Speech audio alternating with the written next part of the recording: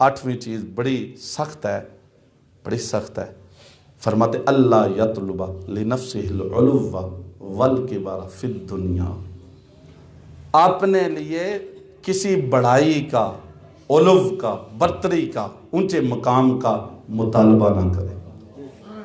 بیفل دے تاں ادا میرے واسطے سامنے کرسی بڑی ساری پئی ہو، میرے واسطے نعرے لگن، 4 جی ہون دے تے تاں آمدہ۔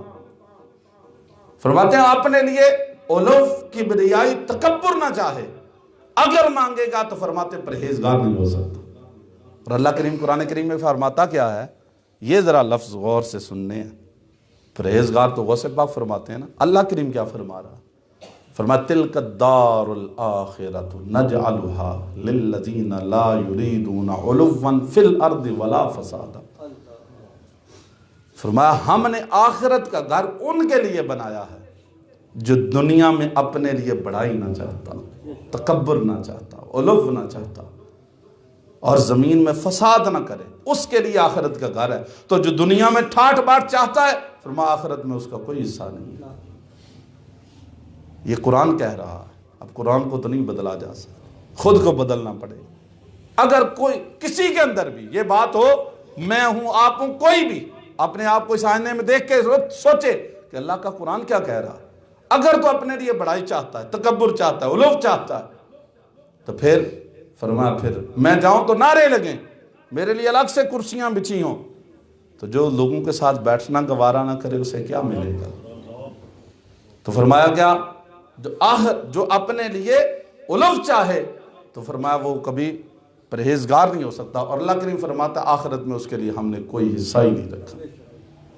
شہزادی فرماتے ہیں نہد شاخ پر میوہ سرز بر زمین، جس شاخ پہ اوپر کچھ ہوتا ہے نا وہ زمین کی طرف جھکی ہوئی ہوتی ہے، تو جس کے اوپر کچھ نہ ہو وہ سیدھی ہوتی ہے۔ اللہ عاجزی انسان کو وہاں لے جاتی ہے کہ جہاں یہ جو دانا بوتے ہیں، دانا خاک میں مل کر گلے گلزار، کھانا دانا ملتا ہے نا تو پھر وہ تنا بنتا ہے، پھر درخت بنتا ہے، پھر پھل لگتا ہے، پھر سب کچھ ہوتا ہے۔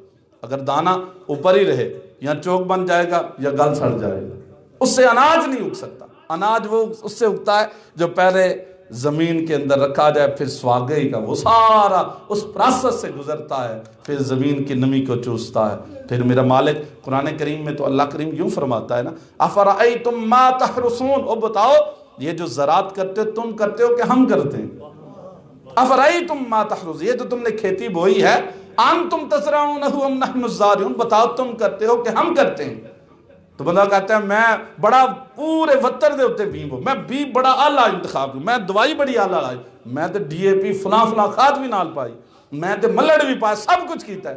لیکن اللہ کریم کیا فرماتا ہے، بندے یاد کر اگر ہمیں منظور نہ ہو، ہم اسے چڑیوں کا چوک بنا دیں، ہم نے چڑیوں کے چوک سے بچایا، پھر اس نرم سی کمپل کو ہواؤں کی سختیوں سے ہم نے بچایا، پھر ہم نے اسے تناور درخت بنایا، پھر اس کے اوپر پھل لگایا، اگر ہمیں منظور نہ ہو تو فرمایا پھر کیا کریں ہم؟ اللہ اکبر، فرمایا ہم اسے بھوسا بنا دیتے، فضل تم تفقہون، تم باتیں بناتے رہتے، کہتے یار اس سال بارش بڑی ہوئی ہے فصل تباہ ہوئی، اینڈ پہ یہ چندرا پہ تباہ ہو گئی۔ فرمایا یہ سب کچھ یاد رکھنا اول سے انتہا تک یہ ہمارے مرہون منت ہے، ہم چاہتے ہیں تو سب کچھ ہوتا ہے، اگر ہمیں منظور نہ ہو تو کچھ نہیں ہو سکتا۔